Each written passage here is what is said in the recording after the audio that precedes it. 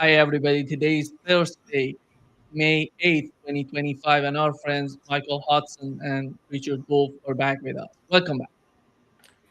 Thank you. Glad to be here. Let's get started with what the U.S. Treasury Secretary President said about the conflict in Ukraine and the way Trump's approach to that. And then I'm going to ask my question to you. Let's see what he said. Ukraine investment partnership, the economic partnership, was his idea, and he believed that it would do several things. One, it would create more leverage for him with the Russian leadership when it was time to go to them. So the idea was start with Ukraine, sign a deal that shows that there is no daylight between the U.S. and the Ukrainian people. It would be a symbol to Ukrainian people that the U.S. is still there. It would be a symbol to a tired American public, skeptical of more financial commitments, that it was possible to have a shared prosperity with Ukraine. And then it would, in essence, be a tacit security guarantee because of the economic partnership. Here is, Michael, the question to you would be, can the United States continue to rely on a transactional approach to foreign policy when the global powers are pursuing long-term structural alternatives to the United States-led order? It looks like other countries are reacting against this, and the effect of what Trump imagines is a transactional approach is actually to drive them to do deals with each other. And all of the attention has been focused so far on this flurry of action during Trump's first 100 days in office. But how much real action has there been? Trump's announcements have been more of a set of threats against other countries. That's not a transaction yet. And yet he's been quickly walking back all of these threats. It's as if he's negotiating with himself, arguing himself back down as he sees what the foreign reaction is. So I think this morning was the first transaction with England. He's already relented on his 25% tariffs on auto parts with Canada and Mexico. He's relented on America's imports of iPhones and other products from China. He's been walking back all of his talks with European countries, and the effect he's had with his transactional approach, saying let's make Canada the 51st state, has been to re-elect Mark Carney as Canadian Prime Minister on a program of let's have a nationalistic reaction against the United States and see what all of our options are. So it's this transaction approach is, if Trump is trying to treat international relations as a real estate deal, his strategy is to make an extreme demand to frighten other countries. And just making this demand of these enormous tariffs that he's proposed is supposed to expand their mind to think, well, oh dear, this can really screw up our economies, certainly in the short run. And Trump's objective is not really to get any of these claims at all. That's what's so bizarre. It's to meet them halfway. And that compromise is what he wanted all along. And the compromise often has nothing to do with tariff rates itself. He just made a deal this morning with London. And the deal, what did he want from London? To give up for only taxing British imports by 10%, apart from special aluminum and steel and other add-on taxes. He wanted England to give special tax preference for U.S. information technology firms and the NASDAQ stocks that have been driving up the stock average for NASDAQ. He essentially, as we've discussed last time, he's threatened to use tariffs to destabilize foreign trade unless they basically give sorts of U.S. a free ride. With Panama, for instance, he's asking that U.S. ships not have to pay any charge at all for going through the Panama Canal. And that's in response to Panama's claim that, the U.S. ships are so much larger, we have to charge the fees according to the size and the tonnage and the difficulty of getting them through the canal. So far, he's been essentially using tariffs not really as a way of trying to raise tax revenue, but to just to threaten to create chaos in other countries. Well, what's the response for all this transaction? It has been to make other countries rethink all of their transactions with each other. And the funny thing is, Trump has not done very much effect for himself. The attention, I think, should be focused on what's happened to the other 100 days, the other countries have been doing during these 100 days. And that's where the real action has been taking place, not in Mar-a-Lago. And obviously, there's a big difference in the European and Asian reactions from what Trump expected. He had expected other countries to be desperate to make a deal. This is just as he'd expected Russia to be so desperate to make a deal in Ukraine that its economy was collapsing, its army was losing, it had lost 1 million men. All of this was propaganda given to him by Kellogg, and it didn't have any basis in reality at all. But he thought that Russia was desperate. He then came out and said, China's desperate. Look at the financial problems that it's having with banking and real estate. He thought that China was so desperate that he could make a deal with them. None of these countries are desperate. And what they've realized is they would be desperate if they actually took Trump's transactional threats at face value. And so they've been trying to make deals with each other. And the most important countries that have been changing their reactions has been America's closest allies. The European countries have actually been standing up for themselves and making deals to, have imposed special taxes on the big internet companies, on Google, on Meta, and even to break them up or put very heavy fines on them.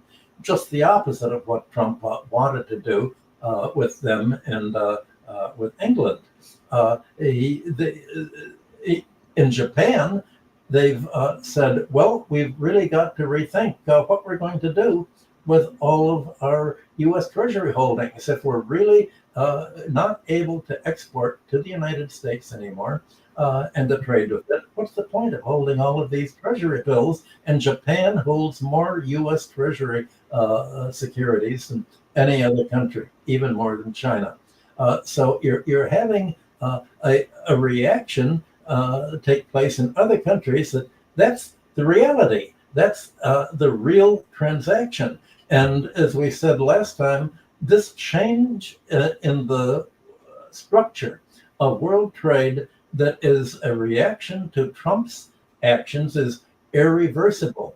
And once other countries make deals with each other to undertake the enormous expense of changing their production and trade relations to fit each other's markets instead of the U.S. markets, they're not going to roll things back the way they were, because that would take a whole other duplicate, enormous expense of restructuring their industry and trade, and it would also involve breaking all of their relations with each other and with China and with the parts of the world that are actually growing, the economies that are growing instead of the American economy is shrinking. So here you have Trump making threats from an economy that's shrinking, that is dependent on other countries, acting as if other countries need to make the deal.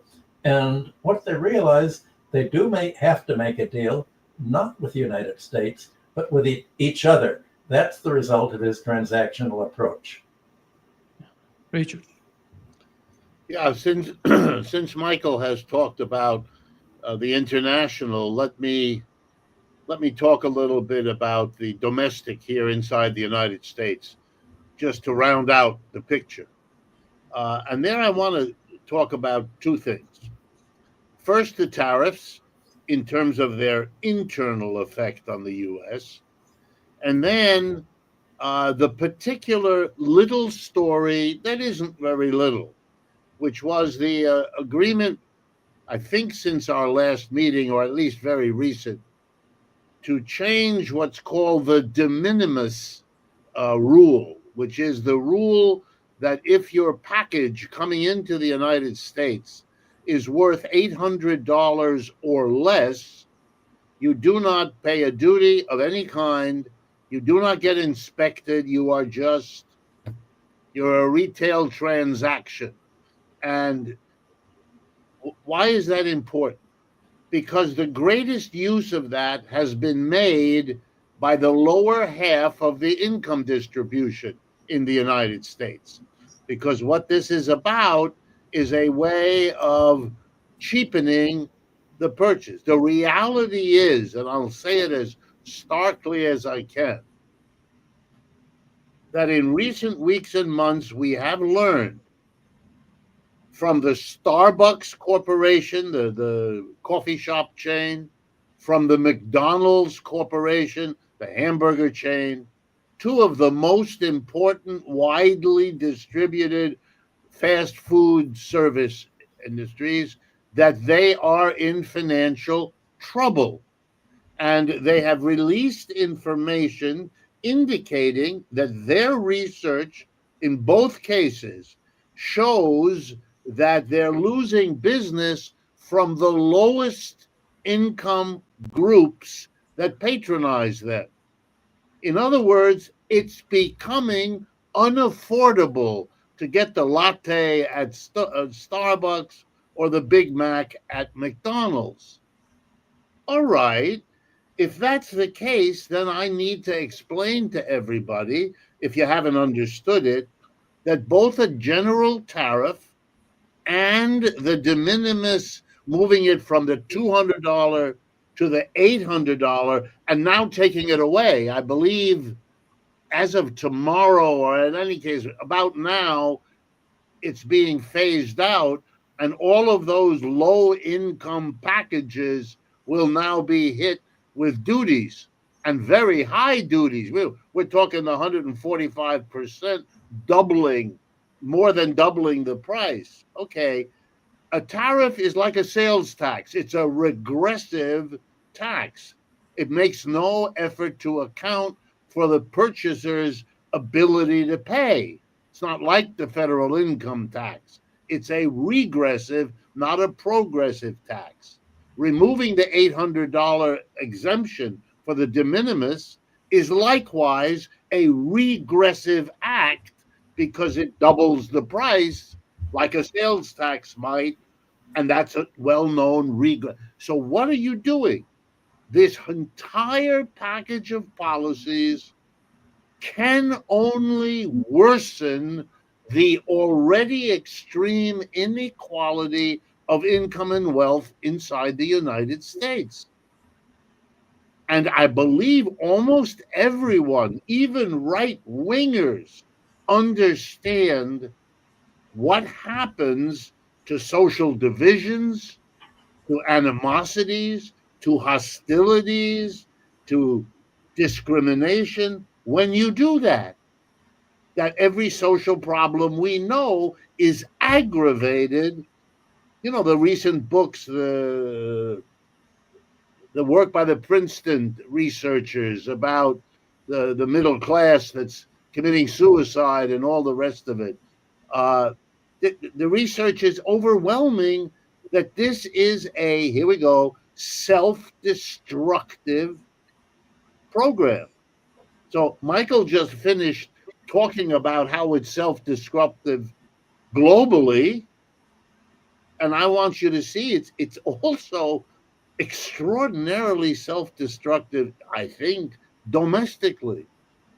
Mr. Trump is really strongly favoring the rich at the expense of everybody else. Systematically, step by step, whether he's aware of it or not, I don't know, and I don't care. But the interesting reality is that this is extraordinary. One last point.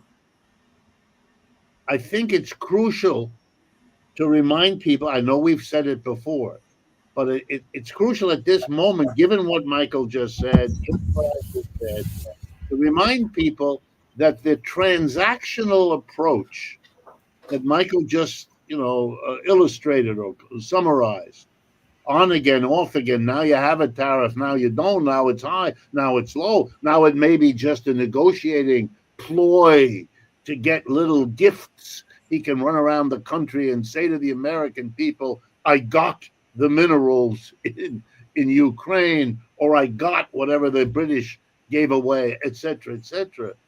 That the uncertainty, the non-fixity, is an enormous reason why what Michael talked about will not be undone. Because even if you believe that Mr. Trump will simply be who he is for 4 years, you don't know whether the Democrats, if they win the next election, will not simply undo every tariff he did, which means you can't come back. They make no sense.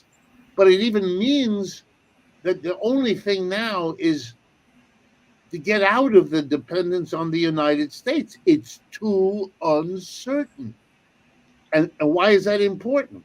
Because even if it's less profitable temporarily for the Chinese to sell what they sell to Indonesia rather than to New York, they'll do that because a lower profit for a while is a better bet than the uncertainty of the deal they had in the United States.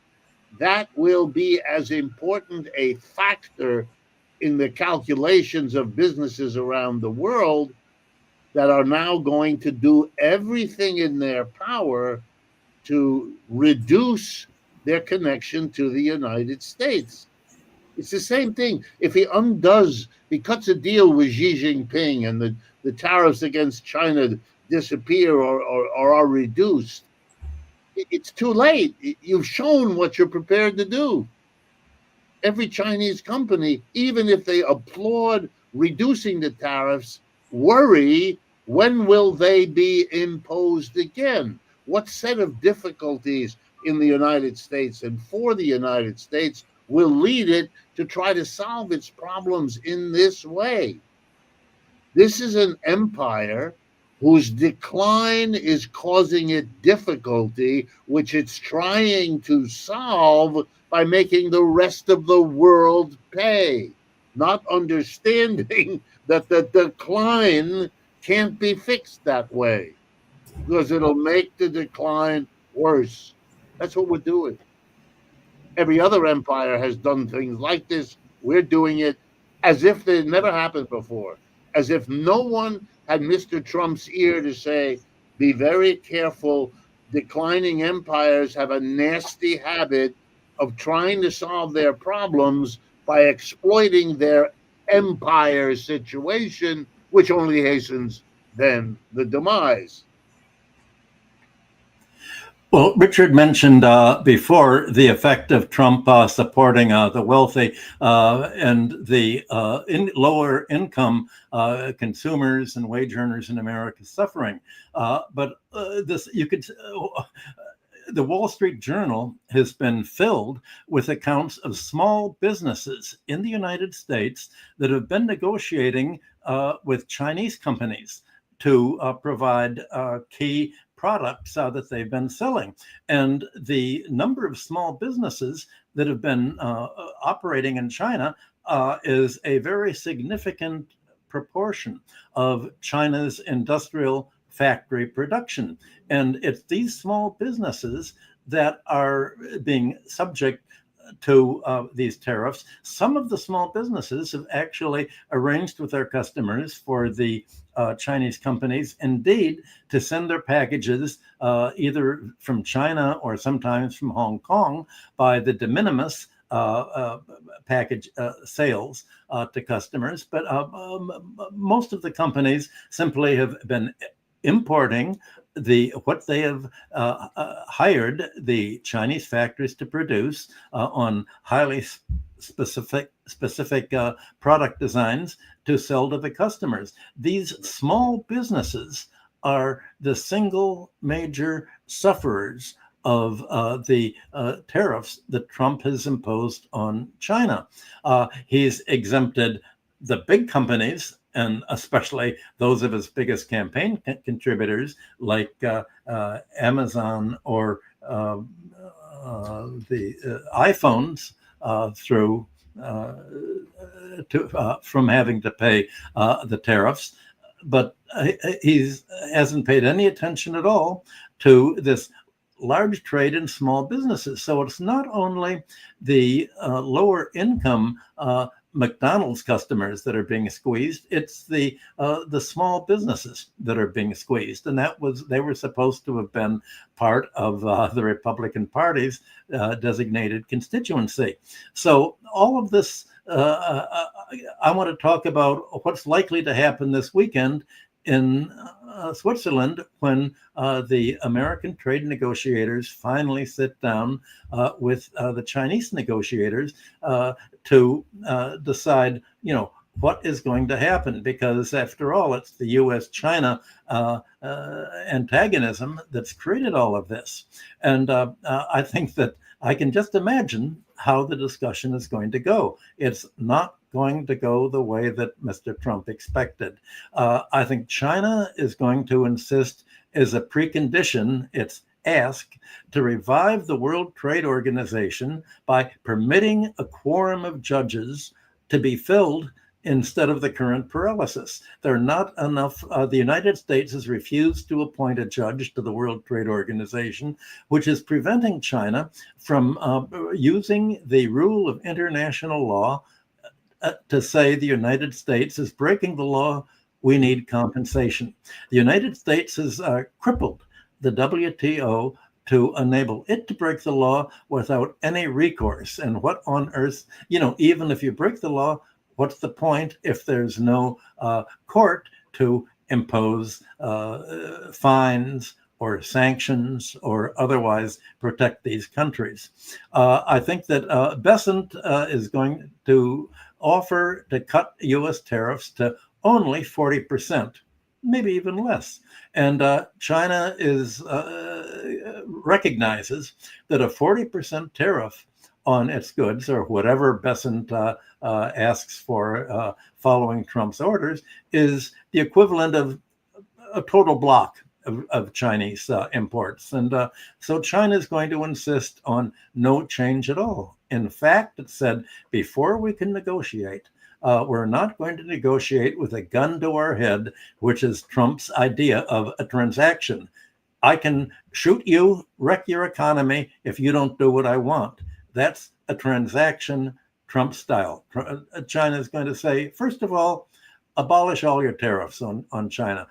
Then we can sit down and negotiate what kind of mutual tariffs we're going to have. And that kind of negotiation usually takes 3 to 5 years.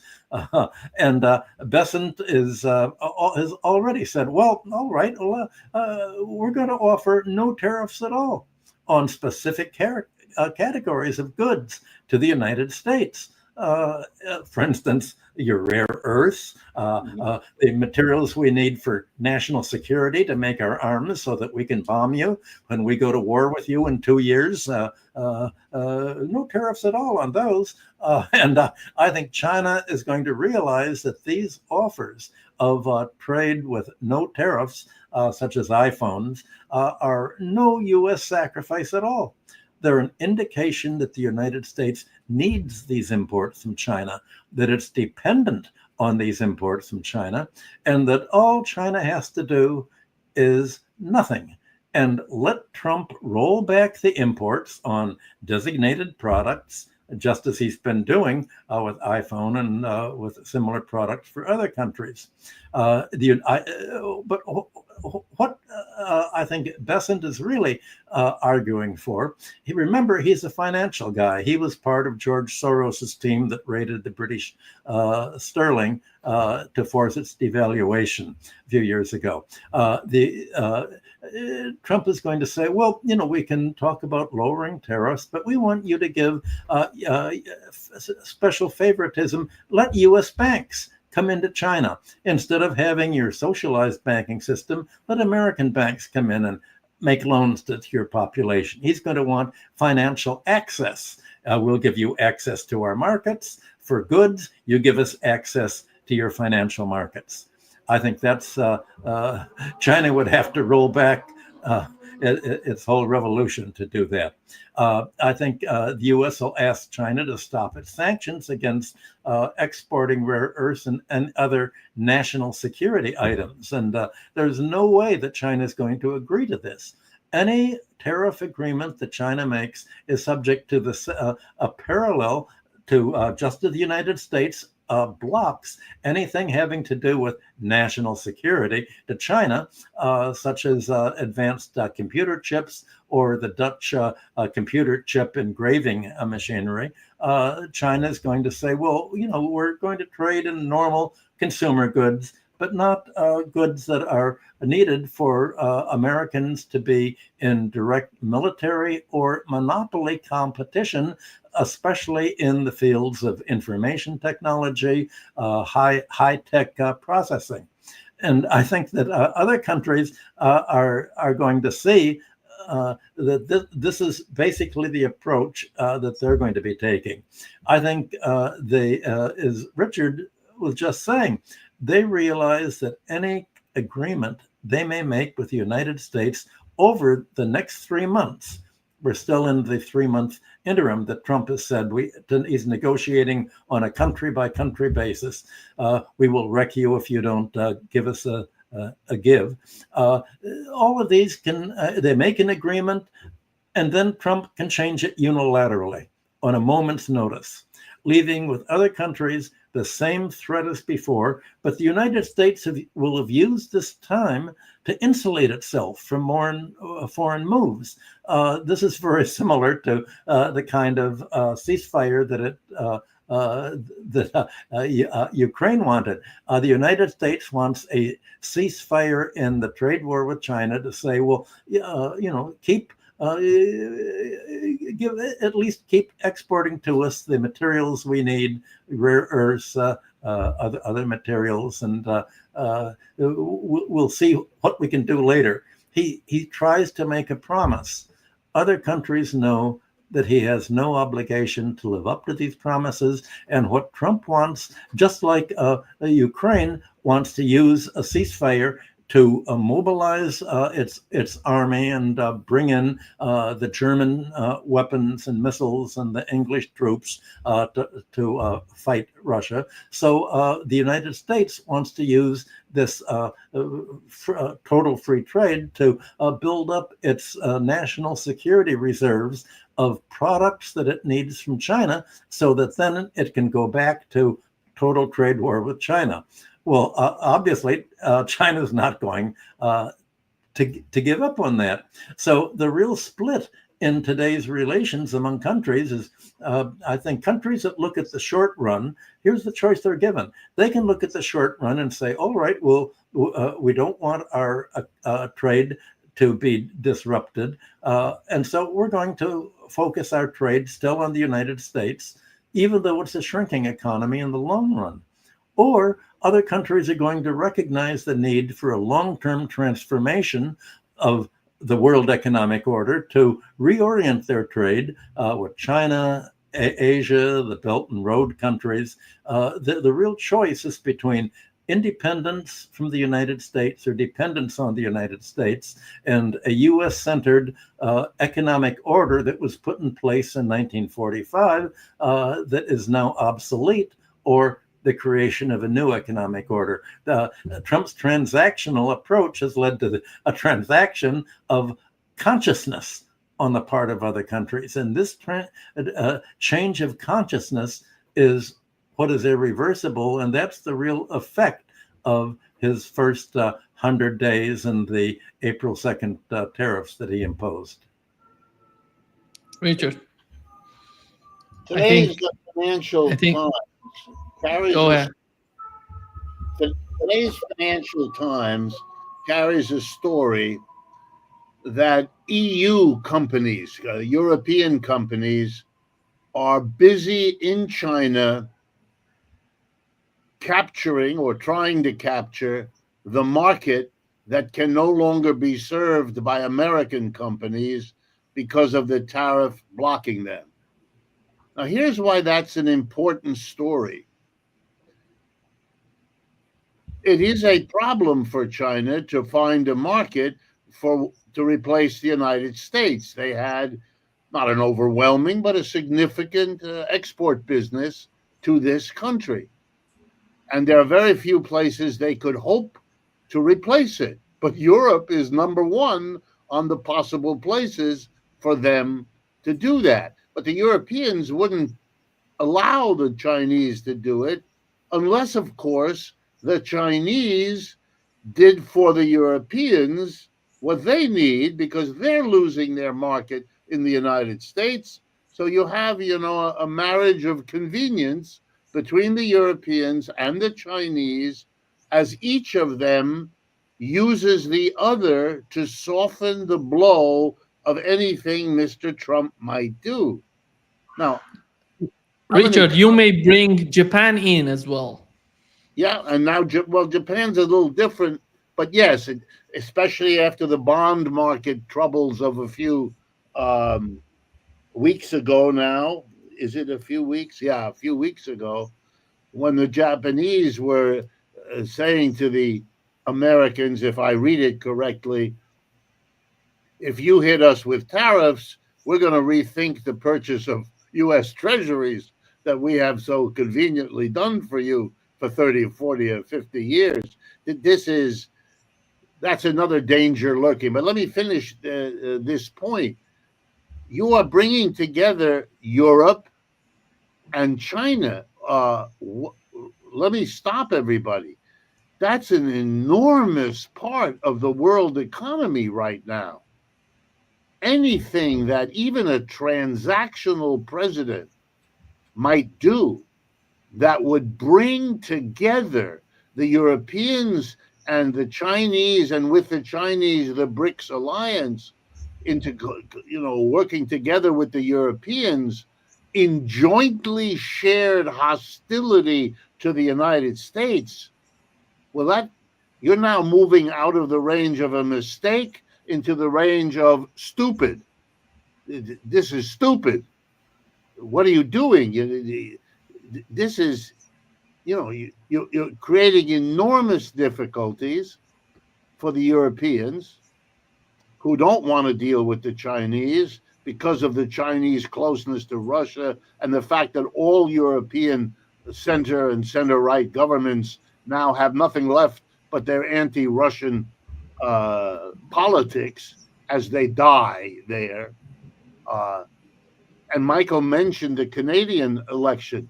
Yes, but let's also add the Australian election of a few days ago, which did the same thing, in which a candidate, Albanese, who was far behind in the polls, became the major anti-Trump candidate and walked away with a very profound win.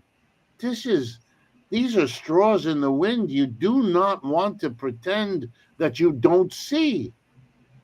And yet here they are.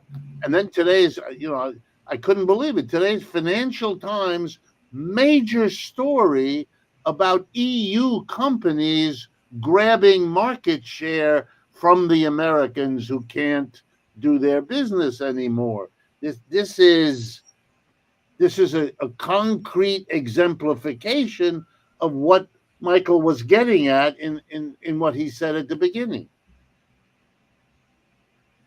So Trump is integrating the whole rest of the world. And here all along, we've been describing what the BRICS and other countries should be doing if they want to create an alternative. There was just a meeting a few days ago in Brazil with Lula, where he was not taking a confrontational approach with BRICS at all. And you could see that his idea of BRICS, at least at the Brazil meeting, was to try to be a mediator between the global majority and the United States. Well, it's the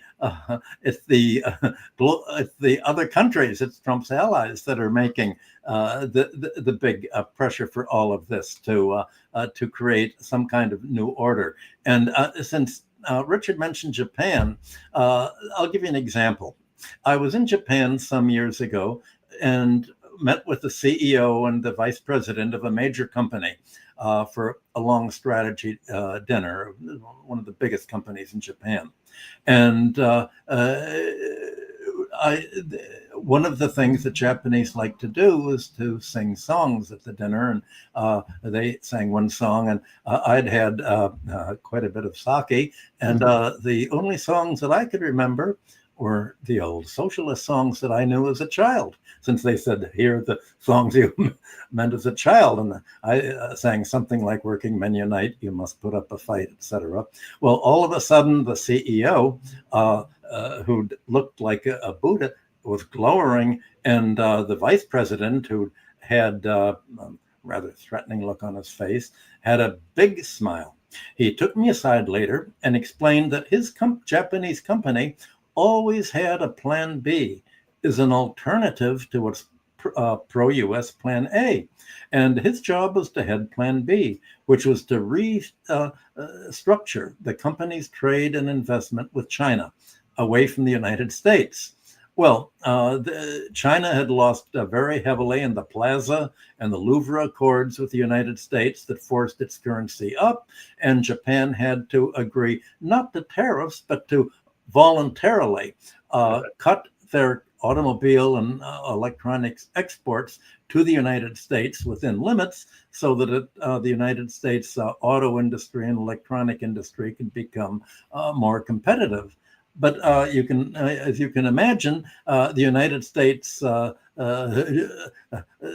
agreements led Japanese industry to crash since 1990.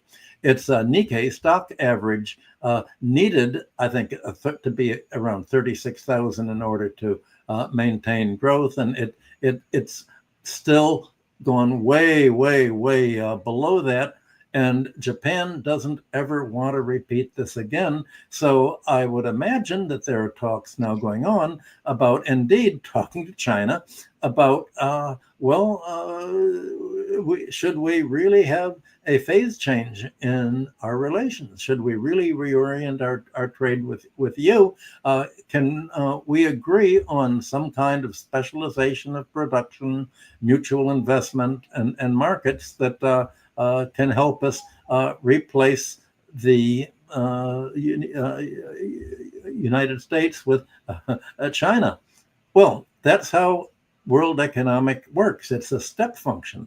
It's not a world. The economy doesn't evolve as a smooth evolution. It's a quantum jump, and this is called a phase change. And we're in a phase change like that, reflecting entirely new rules of trade and investment.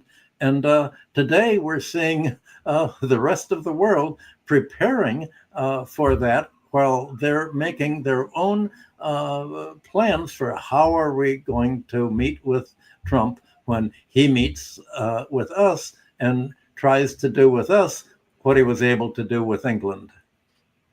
Well, the irony also is, and I think we've approached this in other discussions we've had in the past, that this is a bizarre process in which the pursuit of the United States against China, calling it, and I think this is significant, another Cold War, means that there's the notion that your enemy now, China, is in some way comparable to the enmity with the Soviet Union of the second half of the 20th century. And that is a colossal mistake. Russia was a poor, backward economic mouse relative to the American elephant. That is not the case with China. And it's not a case with the rest of the world. It is not emerging out of its colonial status. It has had now 40 years or 50 years or 60 years to begin slowly but significantly to achieve an independence, not just political, but also, as much as a world economy allows anyone to be independent, to have an independent policy, to make a deal with China, which a colony could never have done before, etc., etc. So what you're seeing is the ironic consequence that a Cold War shifted from Soviet Union to China will have the opposite effect. You can argue that the Cold War against the Soviet Union isolated and eventually undid the Soviet Union. The reality is that the same policy of a Cold War against China is isolating the United States. It is literally removing the United States, moving it in an autarkic direction. I want to remind everyone that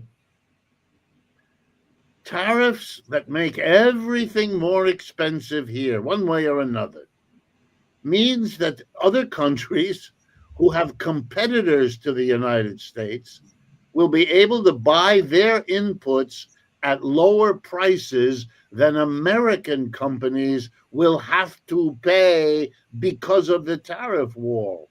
And that will diminish the competitiveness of the United States globally.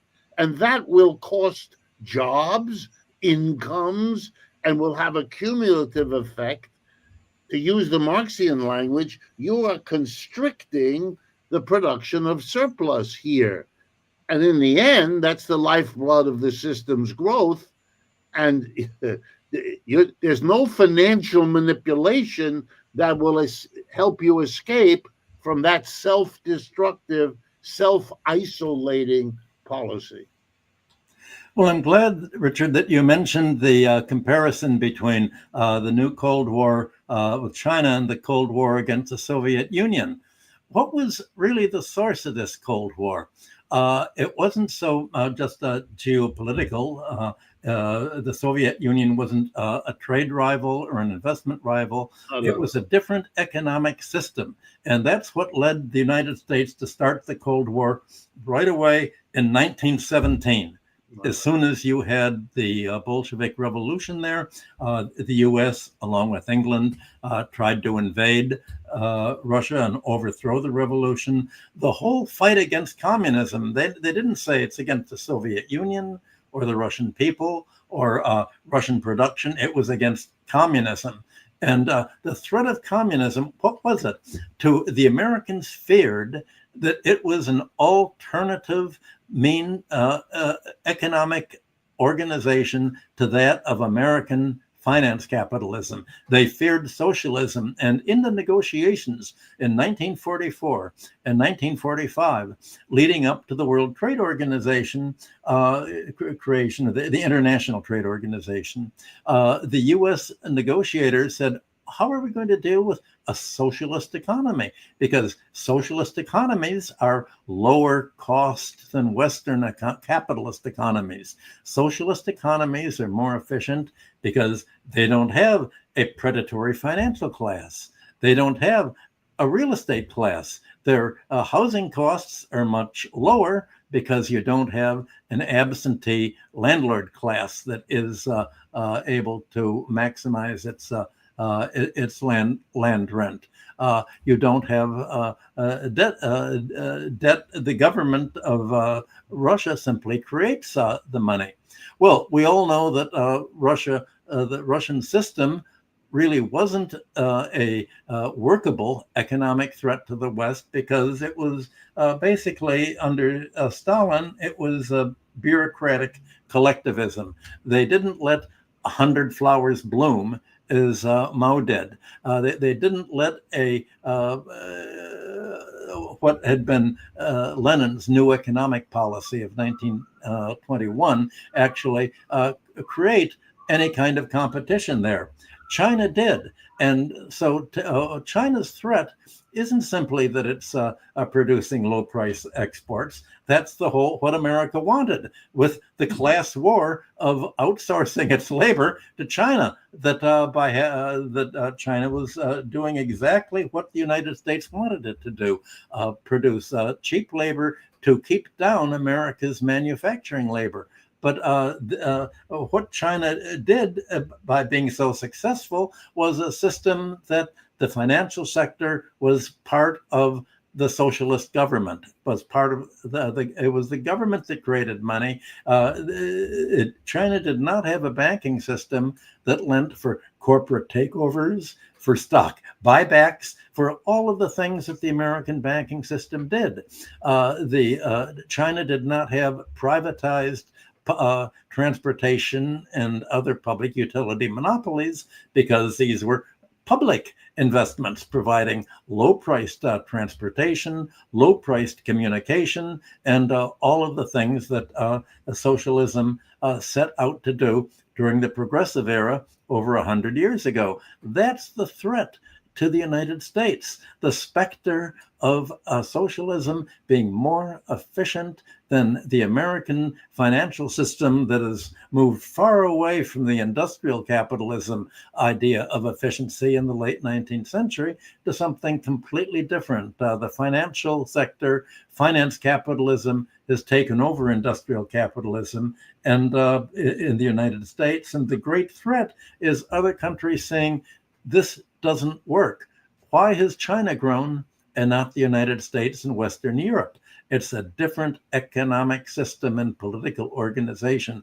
That is why there's a Cold War today against China. But the irony is, you can't run it the same way, because China isn't small and poor. China, in addition to everything you've said, the Chinese are now showing that their system has enabled them to become rich and powerful enough that they are a competitor for the United States that the Soviet Union never came close to being. And so it's a completely different, you can't, it's a joke. It's that old joke. You can't have the same policy approaching a radically different situation and hope for the similar result. That's not a sign that you're sane.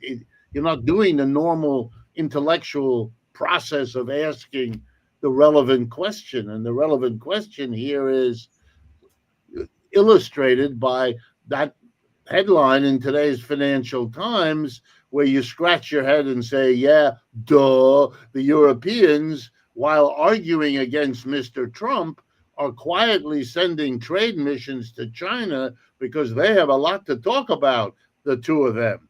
China needs to export to Europe. Europe needs to export to China.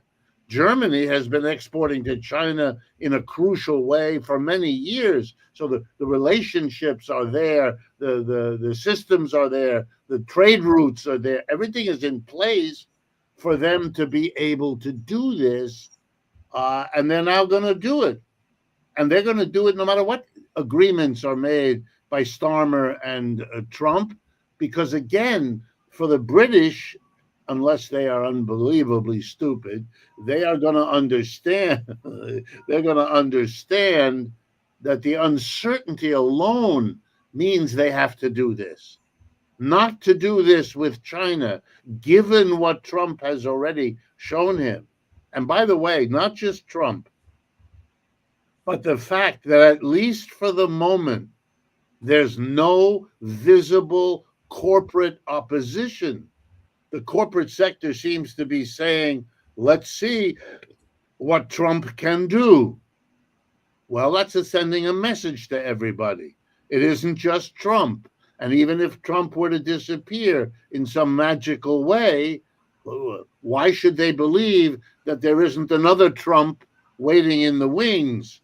And certainly Mr. Vance, if you know his career, that This is a man who puts his finger in the air, see which way the wind is blowing, and makes his political decisions based on that. We used to call that the activity of the Clinton family, but Mr. Vance has learned how to be another Bill Clinton. Well, Trump, in fact, has come right out and said that in these negotiations he's undertaking with every single country bilaterally, the number one ask is you have to agree not to trade with China.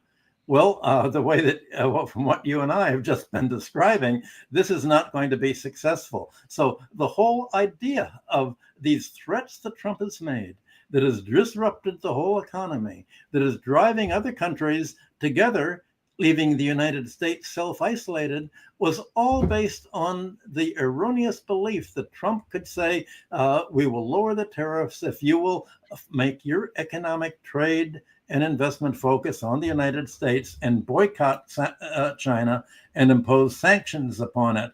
That has already been shown that it's going to be a failure. The whole strategy that he'd said underlay the next 3 months of negotiations has collapsed. So it's not really a transaction at all from America's point. To get back to Nima's question at the beginning, other countries are making their own transactions, and the transactions is not only in trade and investment, the transaction is to create an entirely different structure and reorganization of the world trade and investment system.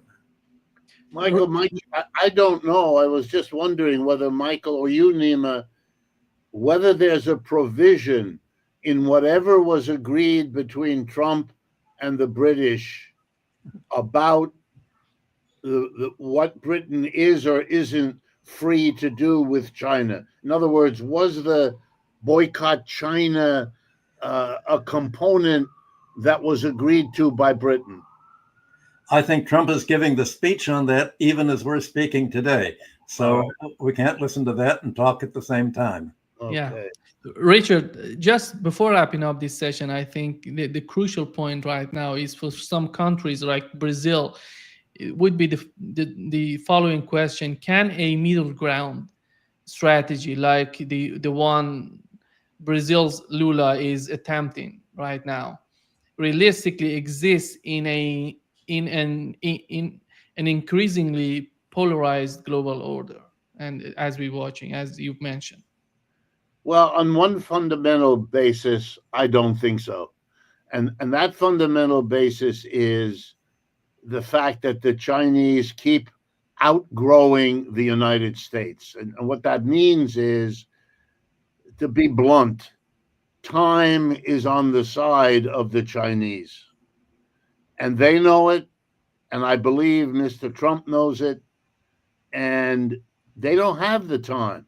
They don't have a middle ground compromise they could reach that would somehow be a plausible solution here, because I think the United States, if it were to sign such a deal, would then observe in the following months and years a further deterioration. So what's the point? You know, that they can't.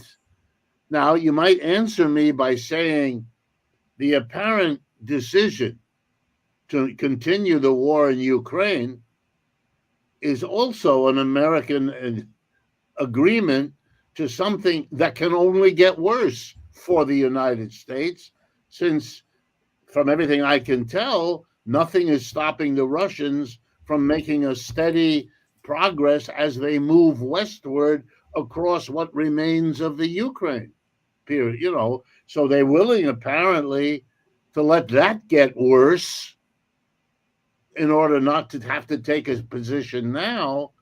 Well, maybe, I don't know, maybe they would be willing to do that if Michael is right, and if their effort to get countries around the world to break with China, if that fails, especially if it fails publicly so that it's clear in the media that this hasn't worked out, the way it's quite clear now that the American effort to get a ceasefire in Ukraine did not work. Okay, well, maybe then they would have to do it. And then we will learn in the next 2-3 months if that happens. And that will be the determinant of whether Mr. Lula's effort to find a middle ground has a ghost of a chance to succeed. But sitting where I sit now, no. No, I'm fearful that the American recognition of the dead end it is in will make the attractiveness of doing something militarily sooner rather than later become a persuasive argument in Washington. And then, I have no idea where that goes. Well, Richard, maybe our materialist approach to history will begin to work out after all as a means of forecasting. Maybe countries are going to begin to work in their own self-interest instead of in the self-interest of other countries. They might not have done it individually. Clearly, Europe's demise is in large part the product of the inability of the European countries to make a union strong enough to deal with the large union of China and its allies and the large America and so look, they are, goes back to the beginning of what Michael said, they are being pushed together by the United States on the one hand, and the victimization of China by the United States, leading the Chinese to be more willing than ever to make a deal with the Europeans, who are more willing than ever to do the same.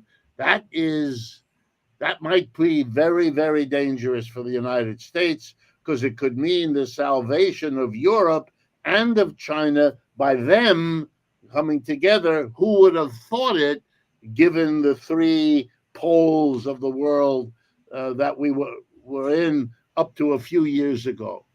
Trump the Liberator. So that's what he meant by Liberation Day on April 2nd. Thank you so much, Michael and Richard, for being with us today. Great pleasure, as always. All right. Thank you very much. Take care. Bye-bye.